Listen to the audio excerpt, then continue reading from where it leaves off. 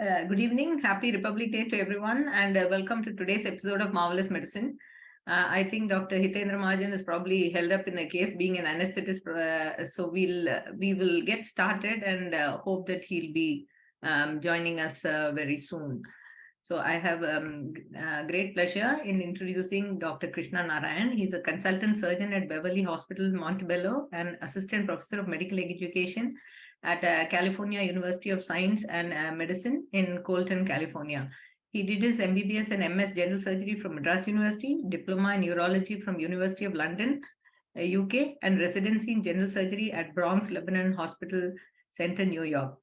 He has done a fellowship in advanced laparoscopic surgery from the University of South Carolina, Los Angeles. He's an avid climber and has several mountaineering experiences in India and US, including the Annapurna and Everest base camp and summiting of Kala Pathar. As and when Dr.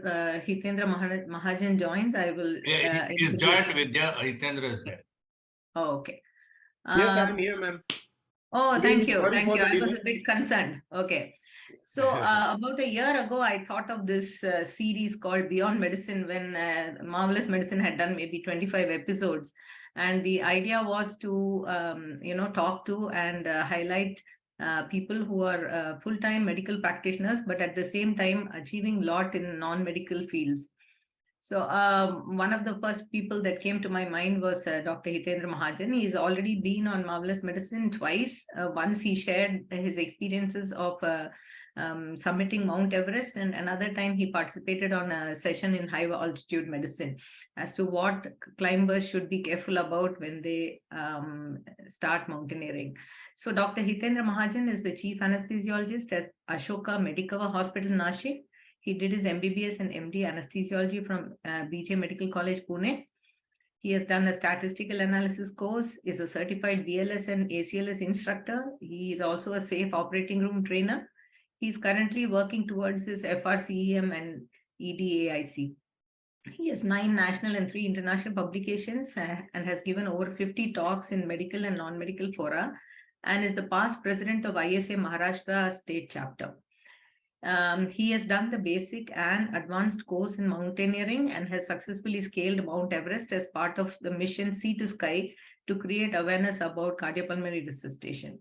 His other interests are rock climbing, running marathons. He has run 6 full marathons and 8 half marathons and an ultra marathon in Ladakh. His other interests are flying, rowing, and cycling. And at cycling, he has completed the Tour of the Dragon, Race Across America, and Golden Quadrilateral Challenge in India. He has received several awards for his work in anesthesia, sports, and social service, including the Shiv Chhatrapati Award, the highest sport award by Maharashtra government. Thank you so much, Dr. Mahajan, for readily accepting to do the curtain raiser episode on this Beyond Medicine series of Marvelous Medicine. Over to you, Dr. Krishna. Thank you, Dr. Vidya. Let me start by sharing a slide that let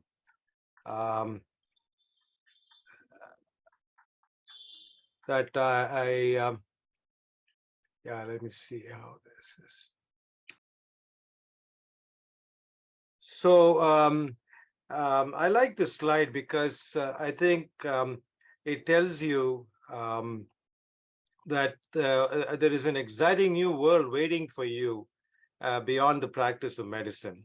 And oftentimes, we are likely to find that elusive pot of gold just right there, the one that we are searching for all the time. So it's an honor and a privilege for me to be here to moderate this program. What we can do beyond medicine is very broad and very diverse. There are really, I cannot put any boundaries around it. There are no limits. And Dr. Mahajan, I'm sure, is going to talk to you about all that. I know all of us also have our own opinions and our own experiences. And I think it'll be nice for us to hear from all of you at the end of Dr. Mahajan's talk. And I can also share some of my own stories and my efforts to do something beyond medicine when I come home at the end of the day after my surgeries. Without much ado, I'm going to let Dr. Mahajan take over. Dr. Mahajan is a very busy anesthetist, as Dr. Vidya has just mentioned. He has published many papers, presented both nationally and internationally, and still he finds all this time to do the various activities that Dr. Vidya has mentioned. He received, I believe, the award from Prime Minister Narendra Modi himself, and he has many, many more accolades. So, Dr. Mahajan, let's hear from you. Thank you very much. It's an honor. Thank you, sir. Thank you. Thanks. At the outset, I'd like to thank Vidya ma'am, because this is, as she has rightly mentioned, this is my third time on this platform, and I really enjoy to come here and share my thoughts, because rather than sharing, it is an interaction, and even I learn a lot among all these stalwarts, and it keeps me propagating to do one or the other things. I'll just like to share my screen for a few slides, not many, to enumerate.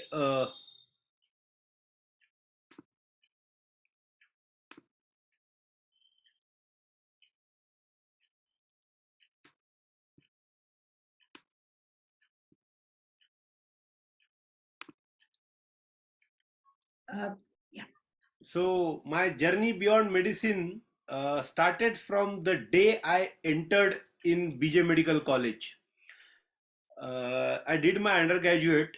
Actually, till schooling life, I was in a remote area of Maharashtra, and as my father was a government servant, and my always wish used to be like I should study in Pune or Bombay. That was my ultimate goal, because that is where I thought that I can explore myself properly. And when I got entry into a BJ Medical College, I was on a cloud nine. I still remember first day of my college. I entered in the college building. Obviously, it was magnanimous, and I was very happy. But the moment I entered the college, first thing which caught my attention was right in the entrance there is a notice board, and the small line mentioned on that notice board, BJ Mountaineering Club. And that, that caught my attention, that yes, this is something which I was searching for, like a exposure to something of that sort which is hidden inside me. And then I got involved into those activities, and Pune being in the lap of mountain Sahyadris, surrounded by all the forts and with a good history and culture, I could get involved myself into various mountaineering activities where I learned a lot of rock climbing skills, and I started climbing in Sahyadri. And the best part of our club was like they used to guide us step by step. They used to take they used to introduce us to the trekking, and then after that rock climbing, and then they used to teach us basic skills. And then after doing that, they used to encourage us, you should go to Manali where you should do basic mountaineering course. And accordingly, I did my basic mountaineering course when I was in a second MBBS. And after that, the only those who get A grade in basic mountaineering course, they get eligible to go for a advanced mountaineering course. And that was my aim, like I should get A grade into that.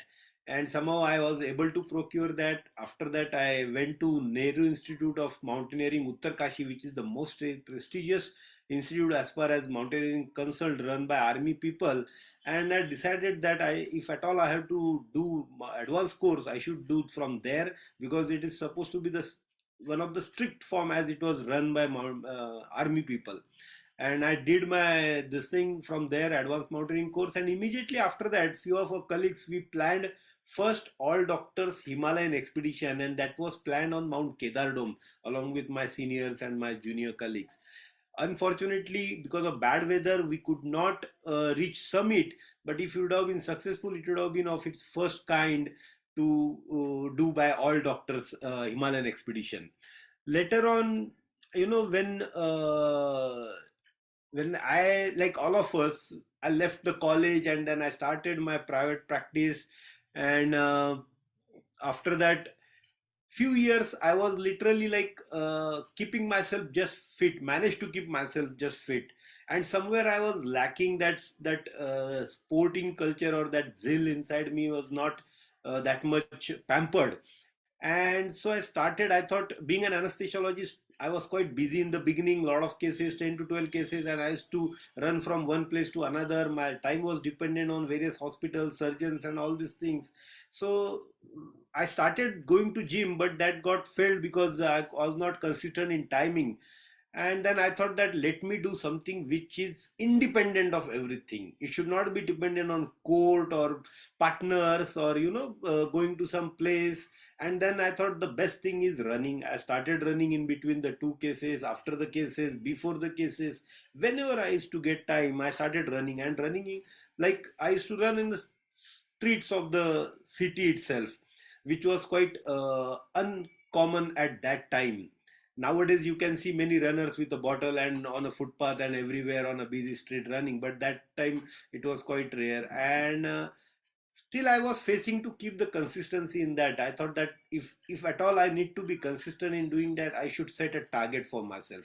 And best thing was like setting a target of completing marathon. Believe me friends, when I was in a college, that time I was young, I was energetic, I was more this thing, but I never thought that I'll be able to run full marathon in my life.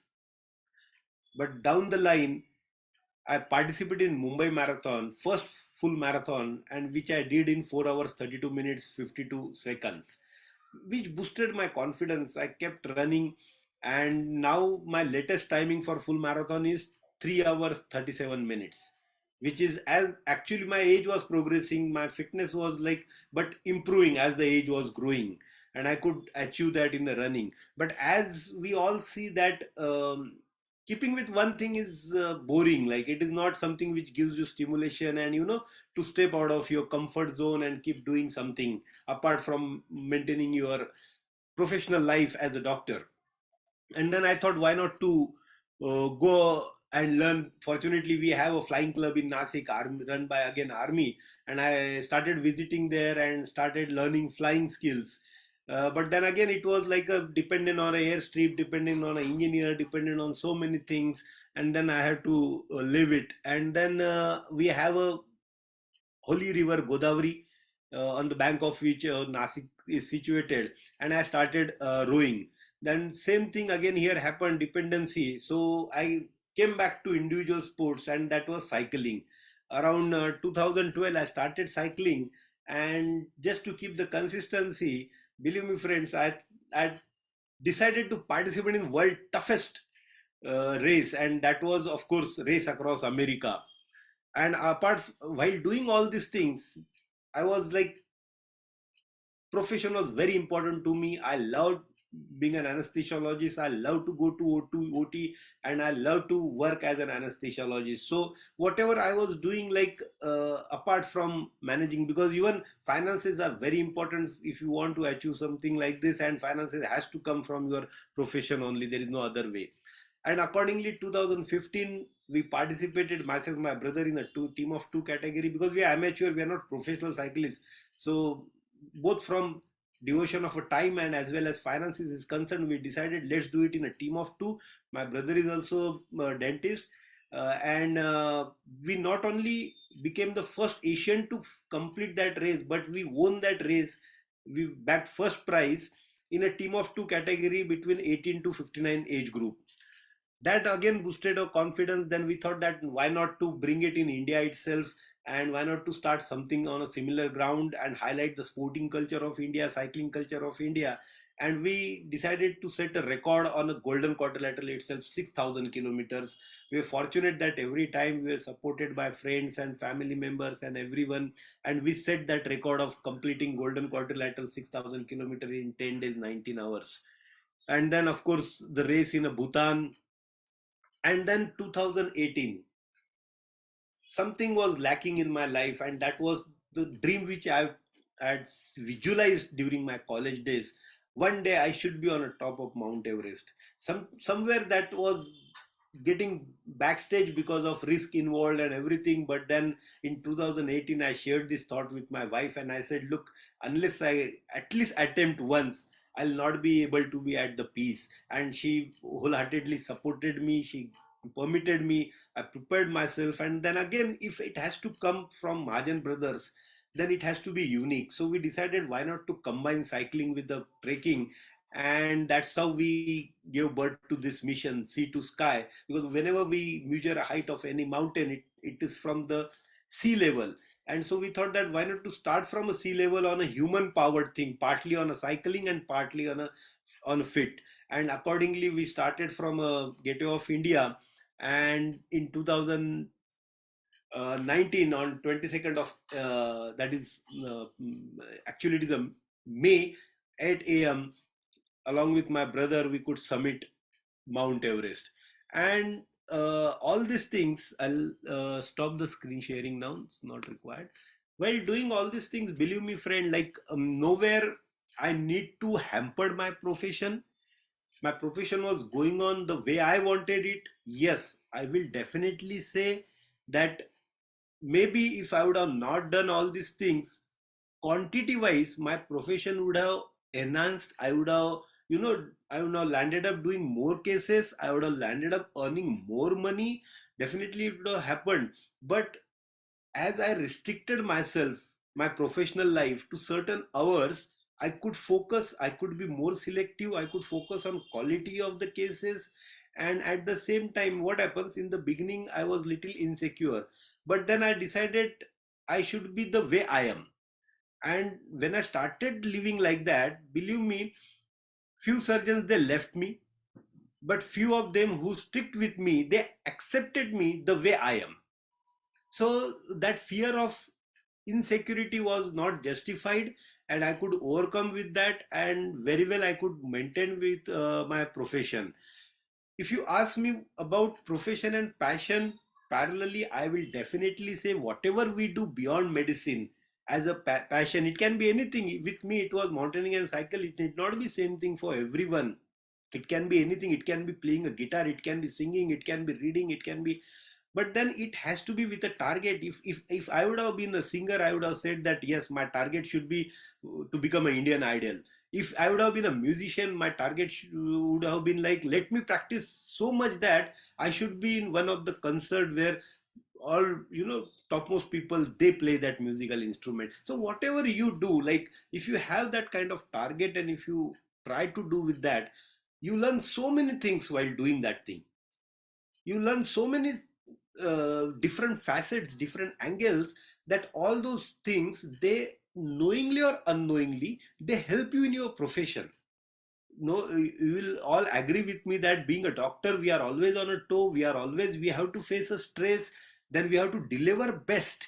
We have to have a good communication skill. We are everything is expected from a doctor, and at the same time, we are expected to remain calm and quiet in a difficult situation. Overcome that.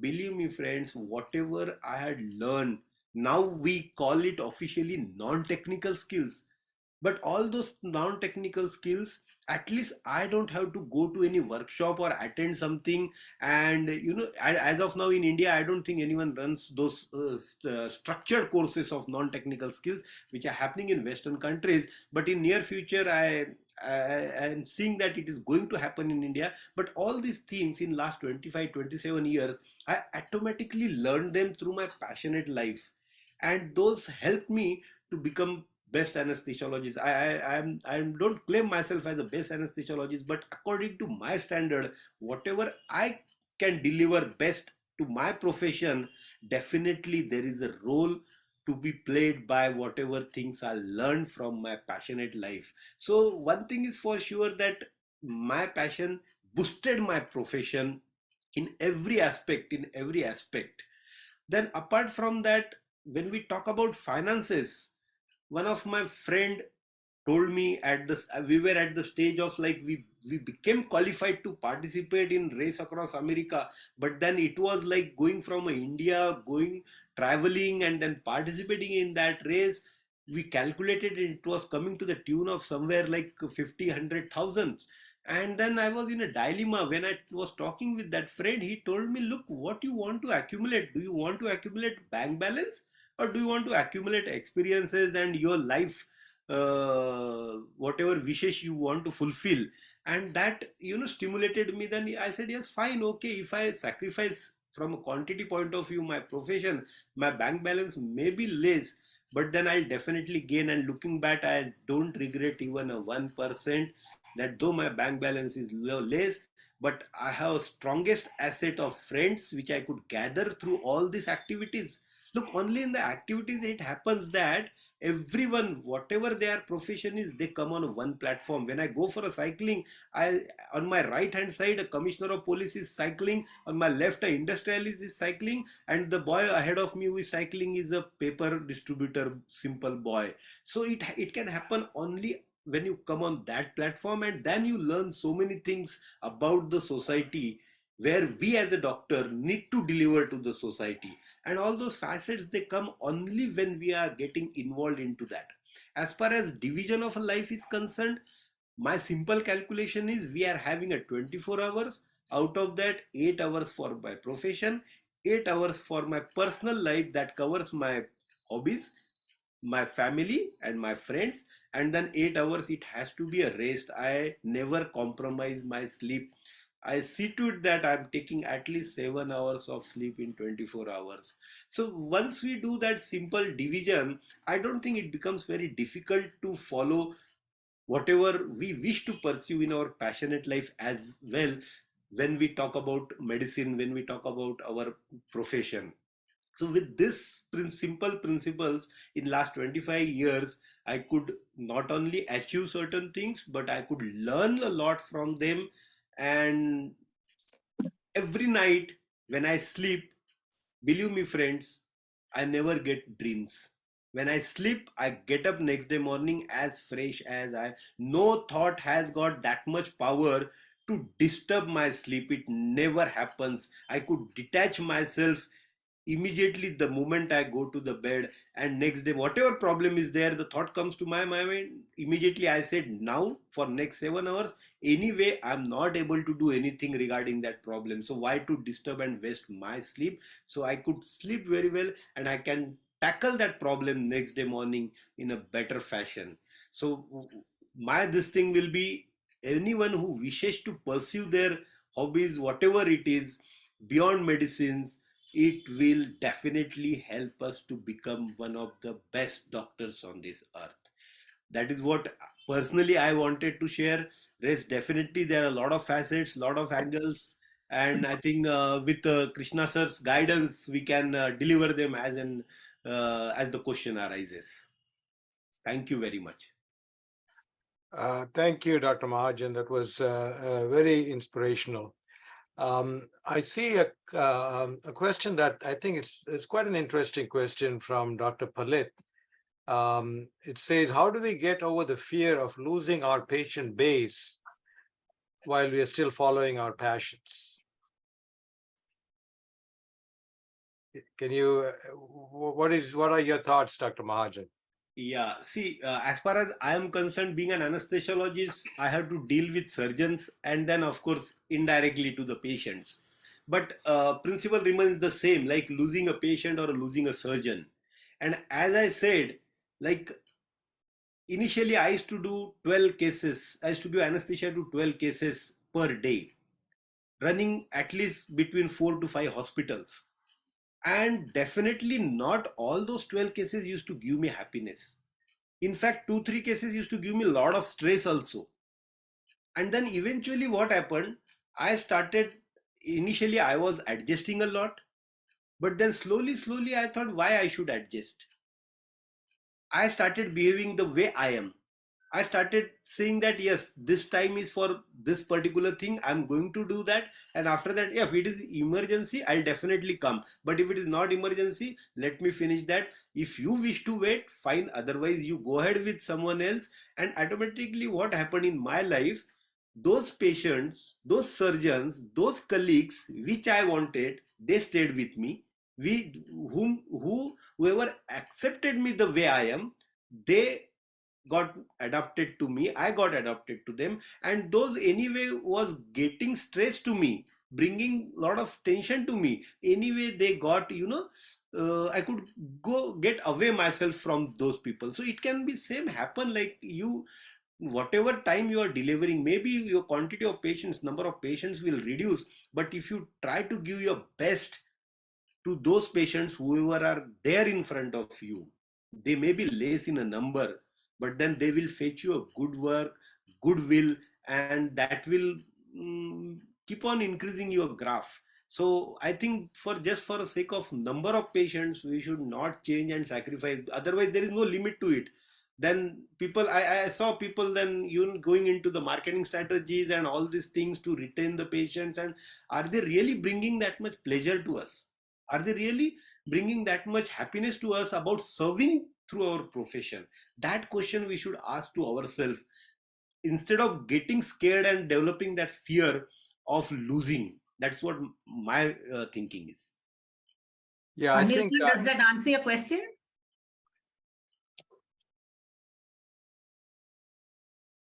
Yeah, over to you, Dr. Krishna. Yeah, I think that is true. In fact, 10 years ago, I had 4 different practices. I was traveling from one place to another, almost driving 100 miles in Los Angeles traffic. Never had time to do anything else. And then one day I said, listen, this is not working for me. I'm going to close my second office and I'm going to concentrate only in one particular area. And I thought, well, I'm going to lose patients. I'm going to lose some revenue. But, strangely enough, I picked up my practice in the other area where I was concentrating my work. And ultimately, it all worked out. So I think, as Dr. Mahajan says, if you want to follow your passion after work, I think you should do it. Don't worry about, you have to, again, as Dr. Mahajan said, you have to sacrifice something to gain something else. And eventually you'll find that you're happier that you've gained something and you don't worry so much that you've sacrificed something which you thought was very important for you. So I think that's a good point. So if you really want to follow your passion, yes, you may have to sacrifice something. Nothing comes free in this world, not even a happiness. You need to buy it. May not be in the form of paying, but maybe in the form of sacrificing and losing something.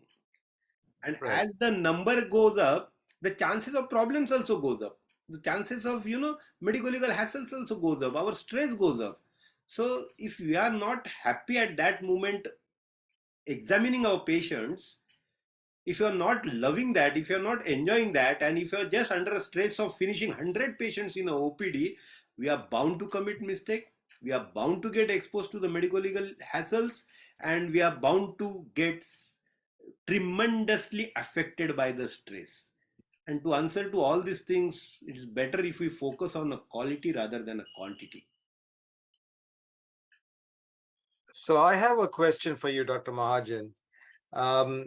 It's probably easy to start something new when you're young, just out of medical school or out of residency, because you have more energy at that time, you have less family commitments.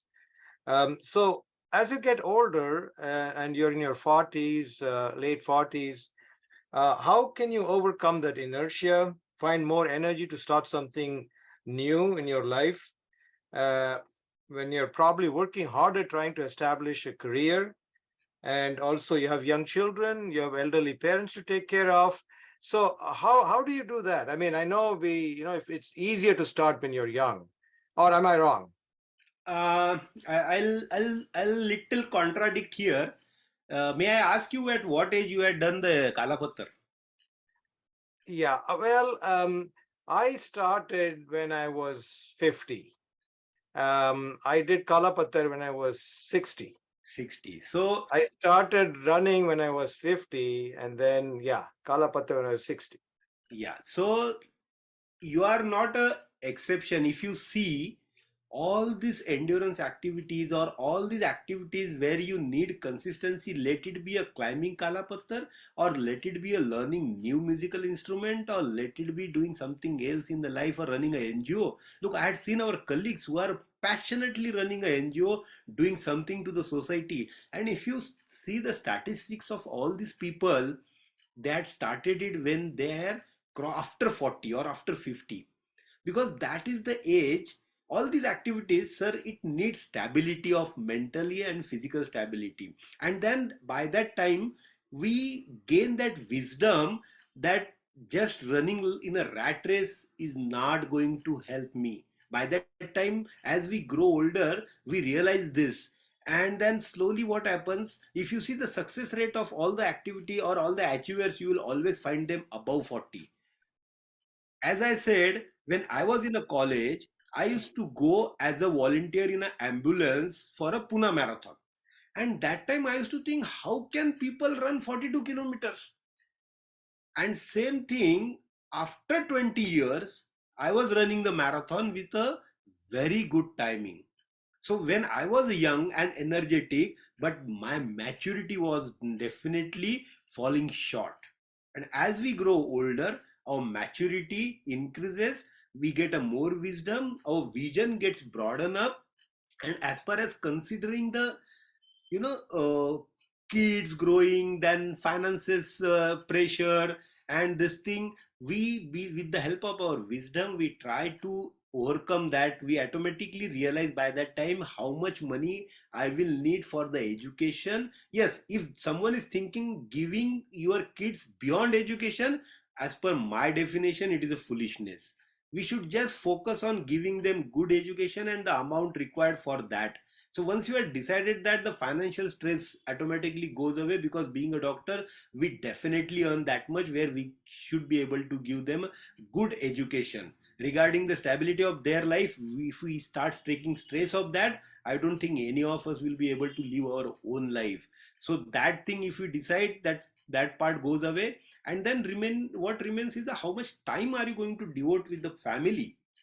If you are spending 8 hours in a profession and then something which you are doing for yourself, in that what I will suggest is involve your family. Like I did, I when I used to go for a running training, my son was 5 years old. What I used to do, I used to ask him, get you a small bicycle, literally very small bicycle, when he was riding, and then he used to ride along with me entire stretches of the roads. I used to train myself for a marathon. And believe me, that was the period when we used to have an excellent rapport. I used to answer his all the queries, he used to ask me, I used to run, he used to carry water bottles for me. And then that was the best time which we must have spent together, and that got, you know, as a habit. Then everywhere, like if I used to come back from some training, he used to help me to massage my body or wash my bicycles or all these things. So involve them into that, automatically that question also gets solved. That's what I did for those problems. Yeah, I think that's a great point. Um, anybody else has any Dr. Krishna Kumar has put his hand up. KK? Yes, sir. Well, fantastic, inspirational, and wonderful talk. I think I resonate with almost everything that you said. The only area that intimidates me with what you have is that we can't actually, all of us really cannot, many of us cannot reach the heights that you've reached in terms of accomplishments outside of medicine. And you made a statement that setting goals and trying to achieve them is essential as a part of pursuing alternative avenues outside of medicine. That's where I find, I may not totally agree with you that I think that can add another dimension of pressure onto yourself. So I think it's probably the way I look at it is to just enjoy what you're doing in terms of your hobbies, and not necessarily try to use that also as an area where you need to, accomplish something. So that's one thing that I was slightly, unsure about. My son disagrees with me. He's listening to all this, and he totally says, no. He agrees with Dr. Mahajan, who's inspired him like big time. But I want to just get your perspective on that. We'd like to relax and enjoy. In fact, sir, you had not contradicted me. I do agree with you. See, first and foremost thing, when I said that I set a target for myself, that was just with the intention of I never participated in any races with the intention of winning them or doing them. Initially what used to happen, like all of us, even I have that inertia, as Krishna sir has mentioned, that overcoming inertia is the most important things. We become enthusiastic, we start something, and after a week what happens, it slowly starts dying down. Why? Because of our inertia. Even I don't feel like getting out of cozy bed and hitting the road, especially when it is raining or when it is a cold. But then if I need to be disciplined, if I need to do it, I'm not saying that you should do it for some target, but consistency is definitely important. And then to do that, if there is some target, then it pushes me, it helps me to come out of that inertia. And then after hitting the road, then I realize, oh, thanks God, I came out of the bed such a night. Otherwise, I would have missed this wonderful morning or something which you see chirping of the birds, whatever it is. Definitely, I'll tell you that once sleeping in a bed definitely is no, means you are losing everything. But when you step out, then you realize the rising sun and everything. And then it one has to keep the upper limit in the form of happiness, as you had correctly mentioned. So that threshold of happiness is different for everyone. I will never ask anyone to cross that threshold. If that happiness is, for me it is a 10 kilometers, for someone it may be just 1 kilometer, because ultimate aim is happiness. And if you are doing that, no activity, not even an exercise, should become a stress. If that activity is becoming a stress in itself to you, that means you are crossing the threshold of your mental happiness level, and one should not do it, because it will start harming your body rather than helping you, rather than keeping you energetic. Very simple. My simple calculation is, whatever you do, at the end, if you are feeling fatigued, that means you had not tried yourself to become one with that act. It can be conducting a OPD, it can be giving anesthesia to the patient, it can be a climbing a mountain, it can be anything. You should do it only till the point where your heart, your mind, your body gets synchronized with that act. If you are completing some painting, you should do it for this synchronization. Then only you will get pleasure. All the endorphins will get secreted, and at the end you will never feel fatigue. Even after completing 100 kilometer of cycle training, I used to come in the evening and I used to tell my family, come on, let's get ready. Where do you want to go for a dinner? Or where shall we go for an evening ride? If you are getting fatigue, that means you are losing that, as you had correctly mentioned, Krishna sir, we are losing that threshold, and we are running behind something which definitely we don't want. That is what marathon teaches us. How hard you try, you will always find a person ahead of you. So are you running to cross that person, or are you running to enjoy yourself? This answer you need to give you to yourself. I But you am go through a competing with period of myself. pain, isn't it? You have to go through a period where you overcome that pain, then that pain becomes joy. Yes, but that threshold should be comparable to you yourself, not someone else, not surrounding. Sir, if I Not can, because Mahajan conquered Everest, everyone should do it. No. and if I can continue with what Dr. Krishna Kumar said, see, we are all medical professionals are, accustomed to accolades, recognition, and fame. When we go cycling, we are the last in the whole crowd. When we don't want to be unimportant, feel very, shameful and all that. And that's one thing which doesn't allow us to get into any of these activities, because, you try mountain climbing, you'll fall down, and there'll be a laughing stock. How to get over that initial, what say, the foolishness we think of about ourselves. It's very simple, sir.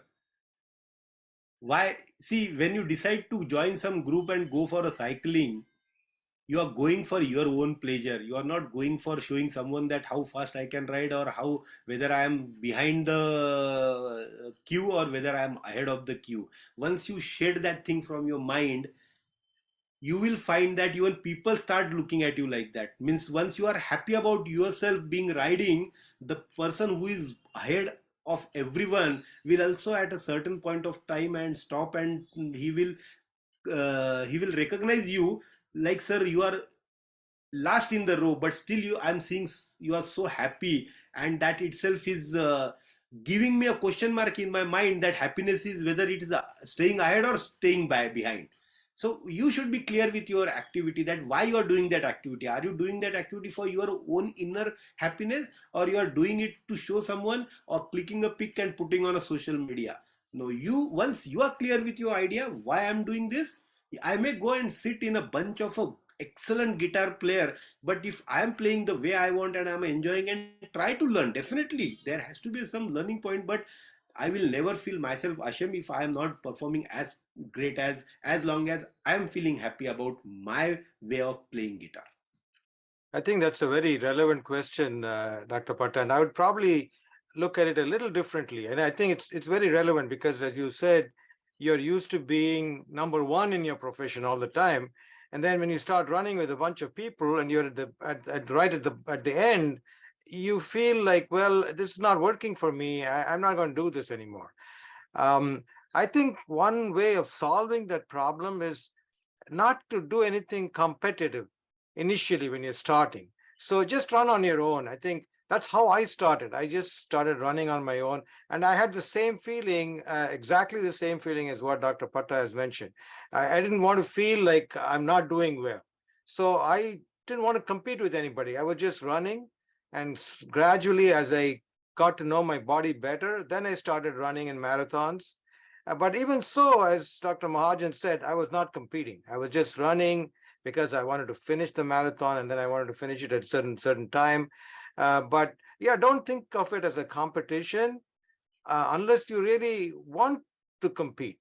But if you want to do something beyond medicine, just do it for the sake of your own enjoyment. And at the beginning, try not to run with a bunch of people or join a course where there are a lot of people and you feel that you're not doing that well. So we have Subrata Bhattacharya, who's also a marathon runner, logged in today. Bhatta, how did you get started, and how did you kill your ego? Oh, thank you, Vidya. I started in a wholly different way. And first and foremost, Dr. Mahajan, thank you so much. That was really, really inspiration. Nani, I know forever. Uh, this is a very interesting thing. My take on it is slightly different. When I think people who have a restless mind and who cannot sit still are the people who want to do things outside of whatever profession they are, whether it is medicine or something else. And I have one of those minds which will not go to sleep. So I always have to find a project to do. I used to run in college when I was in Jipmer. I ran my first marathon 1984 in New Delhi. Those days, nobody had even heard of marathon running. And I ran because I was running again. I didn't realize it. I ran because at 19, when I was in Jipmer, I tore my anterior cruciate. I was told that I would never play basketball again. I would not be able to walk properly. And it was to prove to myself that I could do it. So you run a marathon, you say, I am done, I'm young, I'm going to find other things to do. I'm going to go to the UK. I have never drunk Shiva's Regal before. I want to drink that rather than run marathons. I started running marathons because in 2015, I lost the dearest of friends to pancreatic cancer. I was there with her till her last moment. Her death showed me a lot of things about courage, about dignity, about grace. And I realized I don't know much about myself. And to fix the problem, I got depressed. And to fix that, I went back to what I knew from college days. You run so that physical pain overcomes emotional pain. I did not realize that, but that is what I was doing. And then to celebrate her life in 2017, I went to Edinburgh and ran the Edinburgh Marathon. Thank goodness I have a wife who is so down to earth, who some of you know. She's also a Jipmer alumnus and my classmate. She looked at me and said, you're full of yourself. You're running for your glory. You're running because you want to show. I ran for somebody. I ran with a certain time. Run instead for a purpose. And because of that, I started running for charity organizations. The race was not about me, it was more than me. I mean, look, in medicine, we are competitive people. We compete against others. We want to show that we are intellectually superior. When you find a project outside of medicine, you're competing against yourself. And many of us cannot turn off that switch. I think Dr. Mahajan is a good example. If you reach one boundary, you stretch the boundary and you put something further than that for the next achievement. I want to go. I'll just take 30 seconds of your time to give you an interesting example of what happened to me last year when I was running the London Marathon. I was running for juvenile diabetes. I used to live in London before in 1985, and I lived in Greenwich where the marathon starts. So I'm staying with friends. I'm having a wonderful time. I've trained well. I know things are good. On the day of the marathon, I lost my way in Greenwich Park. It was changed so much. I could not find the juvenile diabetes group. I couldn't go for the group photograph. I was mad at myself. It was going to rain. I had run Boston in 2018 in the rain. I didn't want to run in the rain. So I'm wearing a 64-gallon plastic trash bag as a raincoat. And people are looking at me very strange, you know. They're looking at me like, who the hell is this guy? And the English are stupid. They want to throw away a good jacket. I am cheap. I'm only going to throw a plastic trash bag. So at 10:30, when my wave gets ready to start, I'm still anxious and I'm not feeling very good about it. They put about 3,000 of us into the corral ready to run. Out of the blue, you know, my association with the Almighty is not very close, so I don't usually speak much to him. But out of the blue, I say a prayer to my dear mother who had passed the year before. I tell her, don't watch over me. Don't. You've done your job. You did a good job. Go find a good looking angel, have fun. You trust yourself that you gave me enough character that I will get this job done. So as my feet go over the line, my last words to her were, don't wait up for me. Just leave the light on. I'm coming home. To me, it was like an alcoholic having a moment of clarity. Suddenly, everything seemed so clear. I know my destination. We are all running home.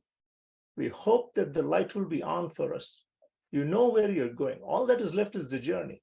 I do this every day. I train all the time. I run 11-minute miles. What is the big deal about it? Today is no different. My anxiety goes from here to here. Boom. Gone in 1 second. Now I start talking to people. Why are you running? Who are you honoring? What's there on your badge? Oh my goodness. In 2 miles, I was so humbled. I was so humbled. I looked up to the heavens and I said, you know, thank you for teaching me that my achievements are not the greatest. My causes are not the greatest. But what you've given me is opportunity. Today, you've given me an opportunity to share with others on a course something that's important to me. I may be a very small part of the universe, but the universe is not full without that little piece of me. I belong at the moment. I'm going to do my best. So when I finished that day, the feeling was not of achievement. It was not of accomplishment. It was not of relief. It was just a feeling of happiness. Goodness me, that was a wonderful 5 hours on the road. Someone looks at me, my wife, she looks at me and says, look at that smile. You look like you enjoyed yourself. I said, I had the time of my life. So I think that is, I think many of Nane, Dr. Mahajan have all said the same thing. You do it because happiness is not comparative. You do it to find that joy in yourself. The way I'm trying to look at it now is, medicine has taught me many skills that I'm trying to bring to these other activities, because medicine has given me people contact like I would never know. And I'm trying to bring it to these activities and share with the people who are running, hey, this is what happens, this is what your body does. And I'm trying to take the experience of running back to medicine and tell somebody, look, if your doctor at 63 can run, maybe you and I can find out a plan that you can get your diabetes a little better controlled. Why don't we do something? And it has been very, very beneficial. So honest to goodness, I don't think, to me, there's a separation between my professional work and my extracurricular work. It blends together. It's only that, you know, you take a passion for one thing and you direct it to another thing and do it. So, thanks, Batan. Paul from Israel has his hand up. Paul, go ahead. Hello, good afternoon from Jerusalem. And I know it's a late evening in your place, 4.5 hours difference. First of all, I would like to congratulate all my Indian friends for your celebration today. And second, while listening to our distinguished main speaker and the other colleagues, all of a sudden, you know, that it just struck me. We are not running or doing other things, you know, just to find something else. But from my personal experience, you know, sometimes you have so many things you can offer to your working place, not to prove anything, but just to make your and other colleagues and all the colleagues' work more flowing, more interesting, more, you know, just fun, and making everything look different. And you are all the time neglected. You are all the time pushed back by some, how shall I put it, some blind, deaf, and irrelevant bosses. At some point, all this extra activity, extra work activities are in fact something that you are not running for the sake of doing something. You are running towards yourself. You find your own place where your comfort zone, your safe zone, your place where you feel good. And if this thing gives you happiness and equilibrium and helps your heart and soul breathe, then go for it. Even if you lose some money, you win a lot else in peace of mind. And in the end, it reflects in your own health. So thank you very much. I stop here. So, Paul, would you like to say something about your passion, space medicine?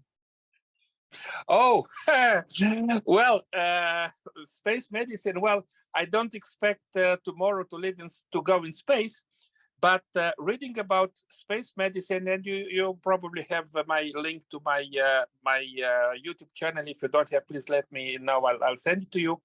It just opens your mind. It's not that tomorrow I'll go to Elon Musk and say, hello, would you send me with your SpaceX? I just want to make a small tour around the Earth. It's a little bit more than a marathon. It's a space marathon. No. But reading about this kind of things, it opens your mind completely, and you see human physiology on space from a totally other perspective. And you understand a lot about humanity, and you understand about how biology is changing and adapting. And at some point, you know how precious life on Earth is before we go to space. So I'm shortly I'll be putting a lot of things that were discovered in space, but have a lot of applications on Earth. One of them, I saw Vidya and me myself, we are wearing glasses. Well, I have something interesting about anti-scratch that has been discovered in space, but now is applied on our eyeglasses, on our smartphones, on our cars, and a lot of other places. But there are many. The last speaker before me spoke about diabetes. Well, just to let you know, the insulin pump was discovered in space, not because of insulin, but the special ways of delivering drugs. So we understand a lot of other things. It's you know, they say you have the attraction of the Earth to stay here. Now I discovered that the space has its own attraction as well, even harder than the Earth one. Thanks, Paul.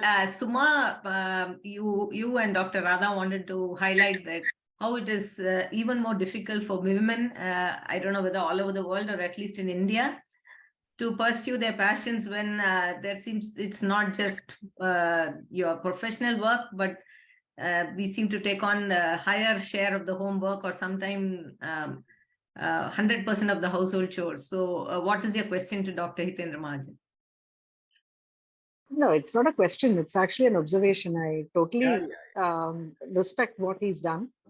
And it's also great to know that his wife is also a long distance runner. Dr. North Anand and his wife in Chennai are also a couple who run regularly.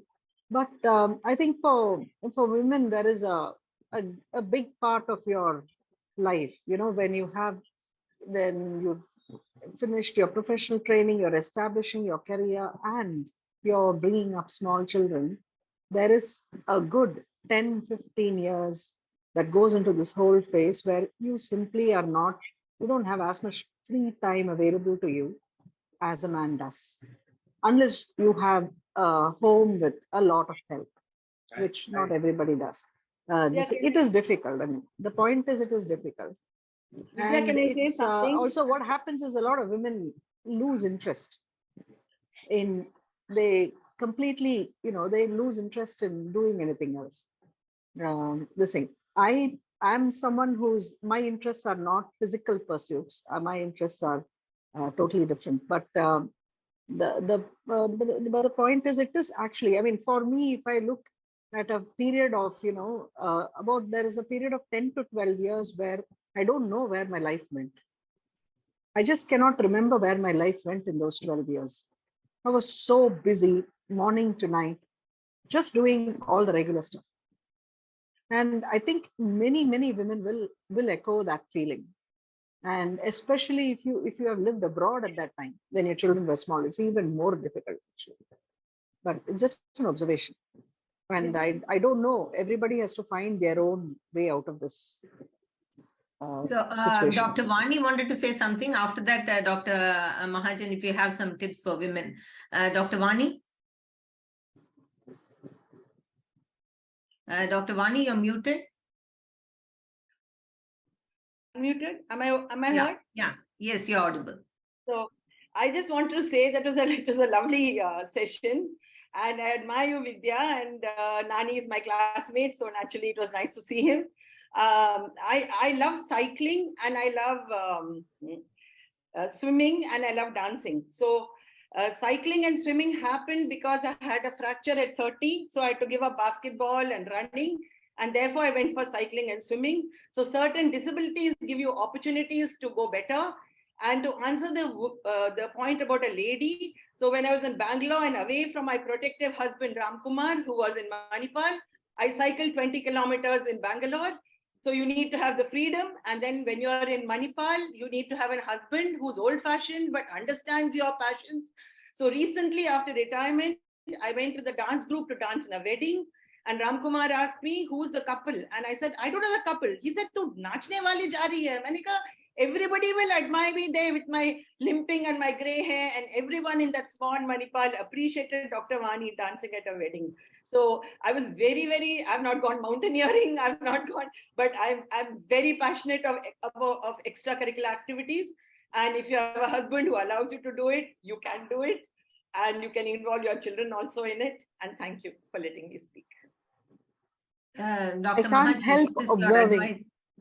Vidya, can I Sorry? just make an observation? Yeah. She said, if you have a husband who allows it, to me, that speaks volumes. That speaks volumes completely. I thought I'll, interject and make you I skip completely that, appreciate her, but unsuccessfully. she made a very pertinent observation. Yeah. Yes, Dr. Mahajan. I totally agree with Suma madam, and what Vani madam has said is part of answer to that also.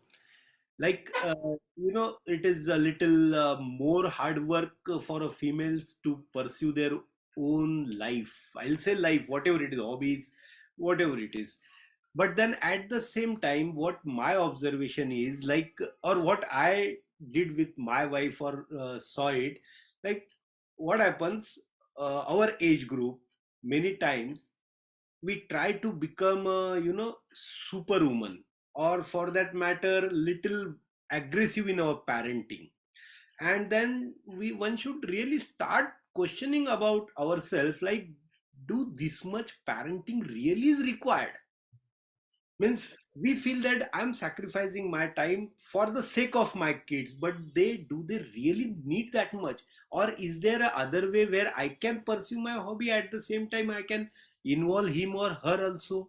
So that way I had seen so many females around me, medicos, and they had like Vandana Mahajan and so many. I can give you and enumerate the number of names who has started when they are in 30s with a small kids or even 40s, and afterward, like Vani madam felt of dancing at that age and she thoroughly enjoyed it. What recognition, what sort of this thing, she was not bothered about it, but she did it for herself. And at that particular time, if even female starts adapting to that life rather than giving a reasoning, I think everything will turn as a support to them, including their husband.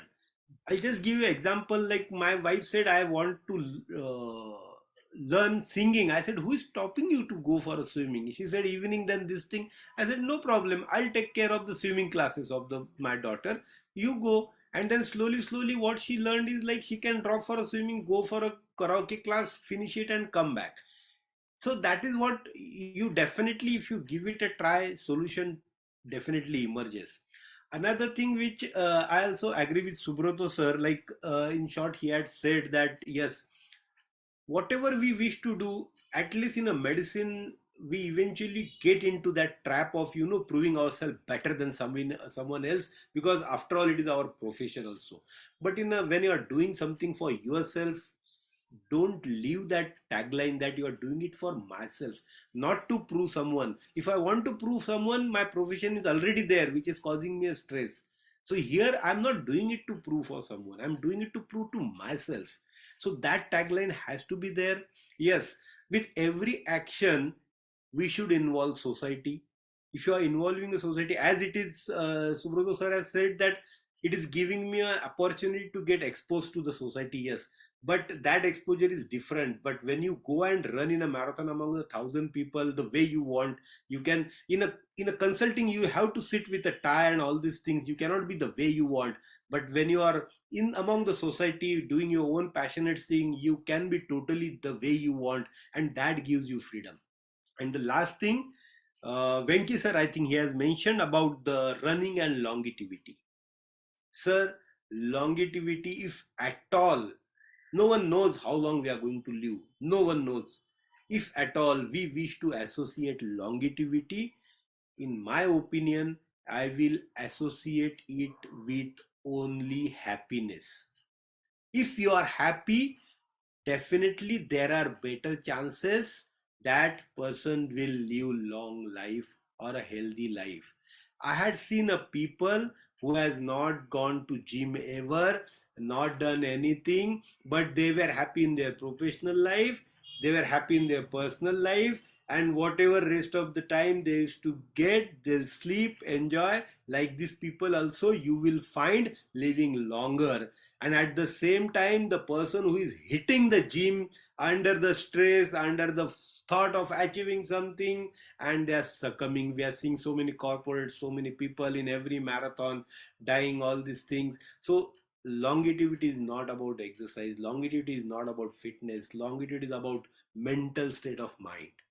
If you're happy, you're bound to live long, or at least even if you are not lived long, in a form of, in a term of ages, definitely you will get fulfilled at the end that yes, I lived my life. And that is more important, even if you try to define the longevity. That's what I'd like to add. Thank you very much. Yeah. Dr. Krishna, you're muted. I think you're saying something, we can't hear you.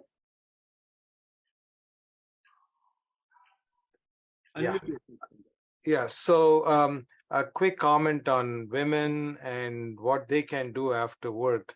I mean, I think it's just the unfortunate fact of life that women always have to work harder to achieve what men find it easier to achieve. But just a quick comment. My niece, currently she lives in Bangalore. She's in her early 40s. She's a busy professional. She's got 2 small children. But luckily, she has the support of her husband. They're both very active. She organizes half marathons for women in Bangalore. They, everything, twice a year, they run the half marathon. I mean, it's great. I mean, she can get about 50 women to participate in a marathon in Bangalore every 6 months. And one way that she was telling me how she involves everybody is, say, if they have a birthday party for the kids, they decide that they're going to go for a hike maybe do a small mountain climb of 1,000 feet or something, and have the party on top of the mountain where everybody, all the kids have hiked up to the mountain, and then they enjoy, and then they walk back, and it's a great day for them. So they involve each other in those kind of activities. So I think what Dr. Mahajan said earlier was, if you can involve your family and your friends, then you probably are going to find it easier to do something beyond your practice of medicine. Yeah, we have Amit Ghosh also on the call. Amit, what's your take on this whole thing? Good evening. Wonderful, wonderful talk. I've been listening to it content very carefully. At work, what is really required for us is the quality of work. That what we are going to be judged with. But I'm told that at home, it is the quantity of time. So it's very different. It's the quality of work and quantity of time. So when it's quantity of time, our family, our kids are always counting, my father spent this much time with me or did not spend time with me. And how and what we do in that time, if we can combine exercise or outdoor activities, indoor activities, whatever it is in the way of spending time and hours with our children. At the end of a career, a lot of us lament and the lack of activity. I'm at a national conference here in Ahmedabad, and whatever I have done is I get opportunities, but now I made it almost a part of the routine as visiting the place, being with the place, trying to gauge. So my wife and I went to Sabarmati Ashram today. We walked across the Sabarmati River, saw what Gandhiji did. At the age of 61, he went on a Dandi march, which was like 247 miles. I don't think he did it intentionally thinking about this is my extracurricular activity, but that's how active he was. And there was not a moment in his life that he was either not writing or in a prison or doing something. And yet he remained that active mentally and physically. I think we owe to ourselves to explore what we can do, and if we don't give ourselves a chance, we won't know.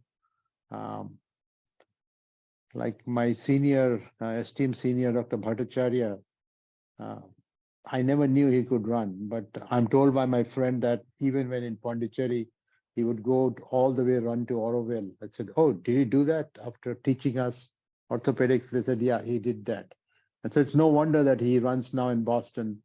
What Dr. Mahajan did was nothing short of phenomenal. I have seen so many other doctors, including I work in Mayo Clinic, the Mayo brothers. Alternatively, one brother would stay at home in the clinic, and the other brother would be going all over, trying to extend the role of the hospital and whatever they could. So the entire walls of Mayo Clinic is filled up with either they are boating, yachting, they are in Spain somewhere attending some bull, the competition of the Matador, things like that. So as I'm getting older, it's becoming increasingly important as to what you do other than medicine, what you do other than your place of work. My patients seem to talk a lot about it, and I'm surprised how they're able to achieve so much instead of being, in spite of being so successful at work. They always seem to make time as to what else are you doing. It's a very common thing in US that they keep talking about what else are you doing. So I have people who ski, people who are fishing, and people who are going to all these adventures. I'm like, how do you do that? It's like, well, this is something which ought to be done. If this can also be made into something of significance, that becomes meaningful. So a lot of us like to combine what we are doing with some charitable event. Like I've seen Dr. Bhatta do that, and many other people do that. Is raising money for a cause while doing something that you like, which is very common in the US, like raising money for American Heart or for Cancer Society or for some other meaningful thing, while also engaging in physical activity. It's two for the price of one.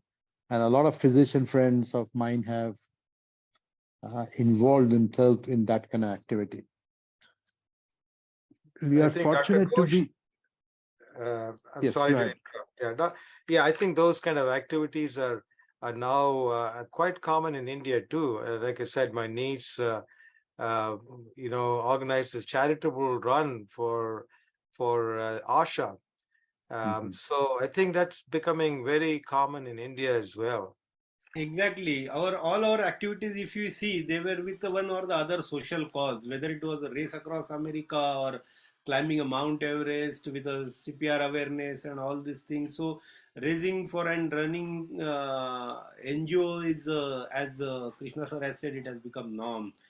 I'll just take this opportunity to introduce to you my wife, who's my big support, and this thing, Anjana Mahajan. She's an ophthalmologist and maybe my source of inspiration, my source of power, and who gives me that freedom to step out and achieve.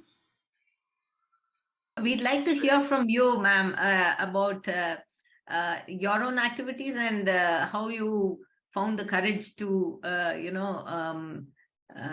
let Dr. Mahajan follow his somewhat dangerous passions. Courage means this is all his love and time what he is giving us. Whether when he goes out for the training also, still he involves us along with him. When he goes for some exams, then he sees to it ki we are going with him, and with that utilizing that time, we go and visit the other places also.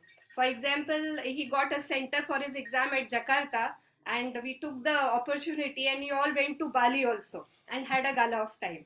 Like this, when he was doing his dragon race, death race, which is also called as it is held in Bhutan. So even I had accompanied him, and this is all his love, which makes me gives me the power. To the singing.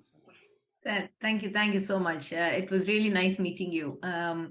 Ravi Shankar has been awfully quiet. Are you busy, Ravi?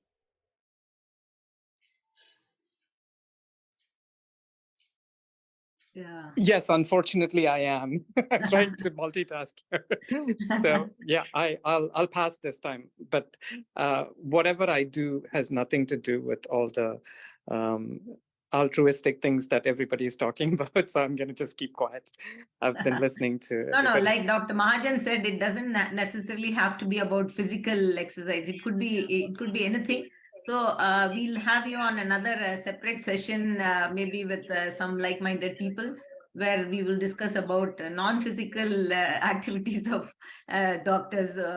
I mean, it's all about following your passion. So, Venki, you had a lot of questions. Anything particular you'd like to say?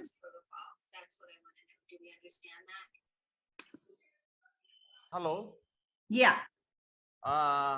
Sorry, ma'am, my video is off. I'm at home. I just want to know whether the long distance running, I want to ask Dr. Mahajan, whether long distance running has any impact on the knee. I already had a arthroscopy last year for medial meniscus repair.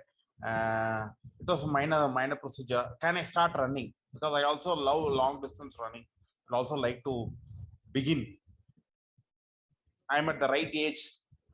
Just turned 50. Yes, sir. Definitely, long distance running will have an impact on your knees, but at the same time, you need not stop long distance running for that. But then your approach can be a little more scientific in a way that you need to focus on strengthening your knee stabilizing muscles. You have to devote equal time to them. Like, it is not mandatory or necessary that you should run daily for long distance running. A proper scientific way of running, in staying in a zone 2, zone 3 itself is enough, even if you do for 3 days in a week, and rest of the time you can utilize to strengthen your knee stabilizing muscle, so that it will give longevity to your knees also, and at the same time you can pursue your hobby of running as well. So it is not impossible, but at the same time you can do it little bit scientific way. Your diet and your exercise core training all these things will definitely reduce the stress on your knees, and you should be able to run with a long life for your knees as well. Yeah, I agree with Dr. Mahajan on that. I've been running the marathon for the last 16 years. And initially I was told that, oh, you shouldn't be running because it's going to affect your knee. And then I did some reading, and really, I think if you, as Dr. Mahajan said, get your core training, you can't obviously start running a marathon without having done some training. You have to start gradually, make sure your muscles are adapted, and then you can go on that long distance running. And actually, studies have shown that running really improves muscles and joint function, and it doesn't harm them. So yeah, as long as you train a little bit, I think you should be able to do that long distance running. Vidya, I got a point to make, and as a question to both Dr. Mahajan as well as Dr. Krishna, because these activities are fine as long as you're fit and young enough. At some point, all these physical activities will come to an end. How to continue, to be occupied and do something which is connected to what you've been doing till the later years is something where you're homebound with your books and this and that and that. How will you transform yourself? How will you spend that time? Who wants to go first? Dr. Mahajan? If I can jump in and answer Patta there. That's a great question, because I've asked myself this, and why of all things have I gone into running? Why did I not go into music? Why did I not go into writing or something else? Or riding my motorcycle, which I still do. I could have done a whole bunch of other things. The thing with running is, especially running distance, is 99% of it is mental. When you think you are giving up, there is another mile to go. But the upside of it is, as long as you run listening to your body, old age is another mile further on. If you have run 10 miles, old age is at mile 11. If you've run 11 miles, old age is at mile 12. So you'll find that the more active you get, the better it is. And the other advantage with endurance running or endurance activities is there is nothing called a bad day of running. Some days you run fast, some days you run slow. But if you have made up your mind, I am going to enjoy this, there is no bad day of running. I run here in the northeast of Boston. The temperature is around between -3 to 5 degrees centigrade. It is windy. I run along the ocean, so there is no shade. It is windy. There are so many reasons not to run. But we call ourselves the coffee time runners. We start from a Starbucks, we finish at a Starbucks. As I'm running, I'm thinking, one less mile for coffee, another few steps for coffee. So I keep a little inducement for myself. I mean, again, understand, this is a personal bias. This is what works for me. This doesn't work for everybody. But the answer to your question is, you have to find your own motivation. No one can impose a motivation. There is no generic motivation. You have to find a reason why you want to continue doing that. I hope that answers the question, Patta. Yeah, I think also, as you get older, there is a greater inertia. I mean, I find it more difficult now to get up at 5:30 in the morning and do my 5-mile run before I go to work. It was not that bad 5 years ago, but now it's getting more and more difficult. But let me tell you, if I'm able to get over that inertia, if I get up at 5:30 and if I run, I feel so much better. I've already way ahead of my day now that I've run. I feel better, and I can get the rest of my work done more easily. So I think overcoming that initial inertia is so important. Dr. Mahajan? What comes first, hen or egg? Same way, what comes first, fitness or activity? And then I think we do activity for becoming a fit, and we do activity because we are unfit. So unfit is not something which will stop us from becoming or doing the activity. And as Subroto sir has rightly mentioned, start with staying in your own zone. Maybe what Patta sir, what is running for you, maybe just crawling for someone else. But who cares? Slowly, slowly, gradually, your crawling will become a walking, and your walking will become a running. Even you will not realize, leave apart what others are thinking about it. And you yourself will get euphoria. You have to just stay in your comfort zone and gradually stretch it.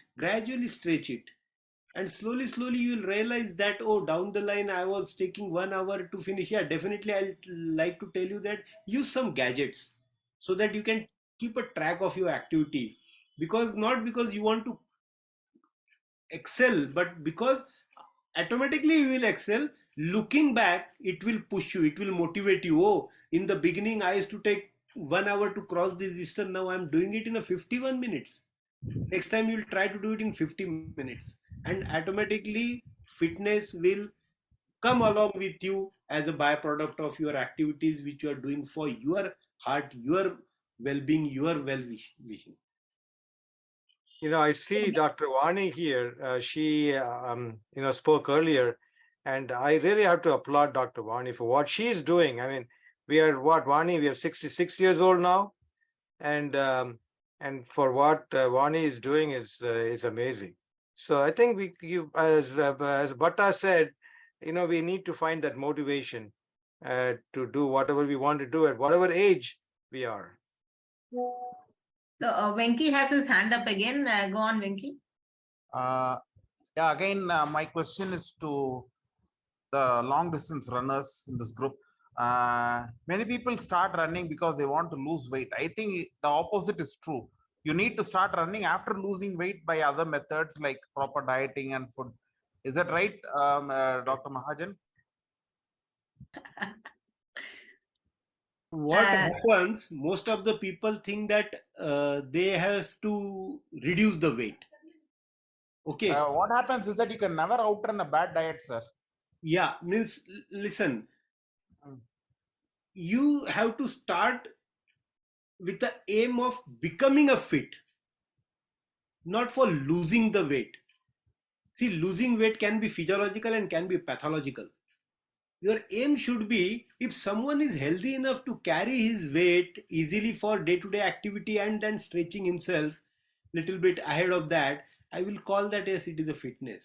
So you run for your fitness. Your target should be to become a fit. What today I am today. If I'm exhausting climbing 2 stairs, let me target down the line 1 month. I should be able to climb these 2 stairs with little efforts. Weight, don't focus on that. It will automatically happen. It will automatically get reduced.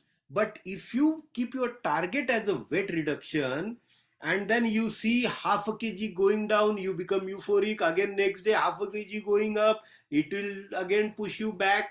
No, it will never happen. You will never get succeed. Then you will end up using all pathological ways of sacrificing your lot of diet, sacrificing your happiness, sacrificing, and that itself becomes a stress that I have to lose weight, I have to lose weight. No, my aim is not to lose weight. My aim is to remain fit and remain healthy and happy. With that aim, you start any exercise, automatically weight reduction will happen as a byproduct.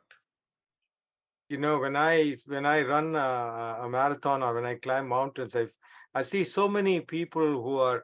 I mean, I look at them and I'm surprised because they're so they overweight, but they're doing it. I mean, they're completing the marathons. They're able to climb mountains 1,000 feet, 1,500 feet without any problems.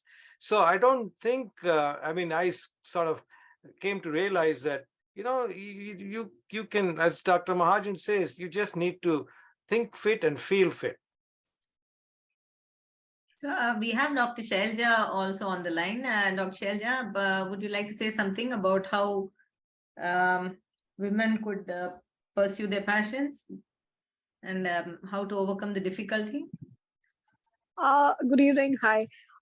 So like I was, in the army, we have morning PT and evening games. So one is a little reluctant to go for physical activities outside of these timings. But a hobby outside your work hours is very important for relaxation of mind and for body. And in that, I found personally, like if I'm able to go out, I love walking. And I have two pet dogs, so that kind of, helps me take care of my dogs and to spend some good quality time with the dogs.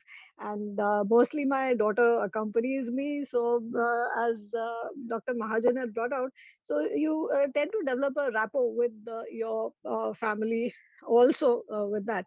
Now, as far as the timing, being able to spare time for these activities outside your professional work, there's a lot of support which is required for the families. Either your spouse should be, willing to take care of the family front while you're out. And in that sense, I had the support of my parents, so I could pursue those. Outdoor activities. And other than walking, photography is another passion with me. So going into the driving to outskirts of the city where you have a bit of greenery, and you can capture a lot of birds and butterflies. So that helped, and it helps you relax. And it not only frees your mind, and it also, these are the times when your mind is free, you even come up with a lot of solutions for problems which have been nagging you at work. So I kind of adopted that method. So if I'm at my table and I'm not able to solve something, then I take a break from there and go out. Maybe just walk out in the lawns or the roads, or be outside of the office and walk by myself, and it helps you clear out things and get a solution. So, I think everybody agrees that we need to have some kind of a pursuit or a hobby outside of our work, not necessarily in the competitive sphere, but just something that helps you relax. And the happiness factor, the quotient, is the highest that is required in that. So that is my take, and my what I feel is required. Definitely. Thank you, Outside the work. Sharja. Thank you. Thank you so much. Nina Khanna has been logged in right from the beginning. Nina, you've been very quiet. Would you like to say something? You were one of the first to log in.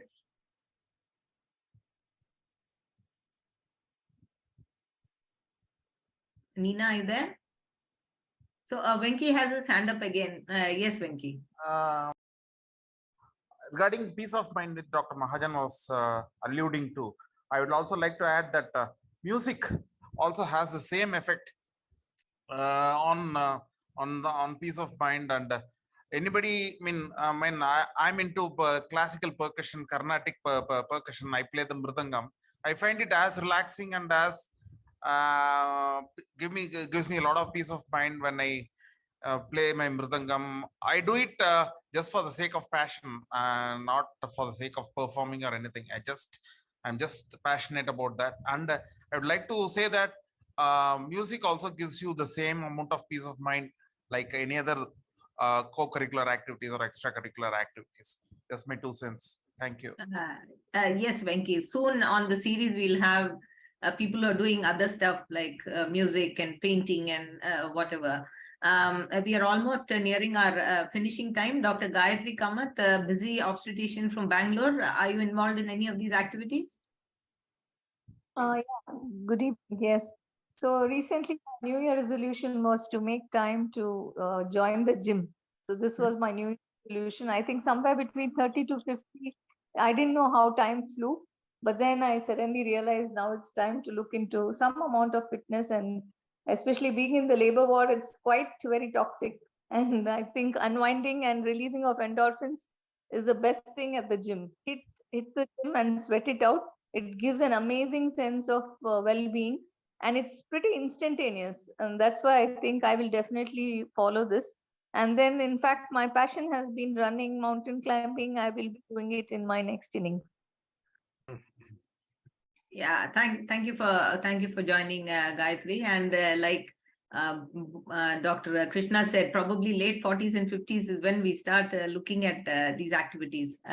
If we still have a minute, if any one of you want to say something, please go ahead, unmute. Otherwise, thank you, Dr. Hitendra Mahajan. I think it was really inspiring, and I think a lot of people who logged in got answers to their questions, and perhaps everyone would like to make a small start if they are not already pursuing some passion. And Radhakrishna, your closing comments? No, it's I think it's a very good beginning session for Beyond Medicine, and you have the right combination of speakers, moderators that really enjoyable. Unfortunately, being brought up in our country in a very competitive atmosphere, towards the end of schooling, you'll spend all your time studying, and any extracurricular activity is considered a waste of time. It's very sad that we don't look towards this until past middle age.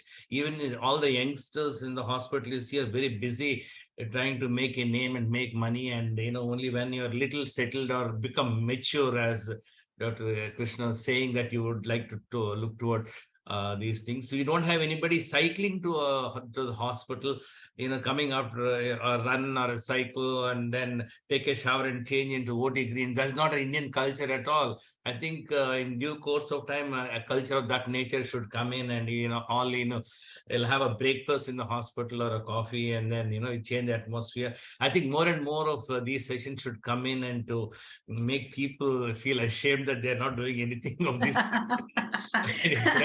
Guilty feeling. I think from now on we all have to get into some sort of physical activity, not just sit back and have lovely weekends with a lot of drink and dining, and that's what is our extracurricular activities for most of us.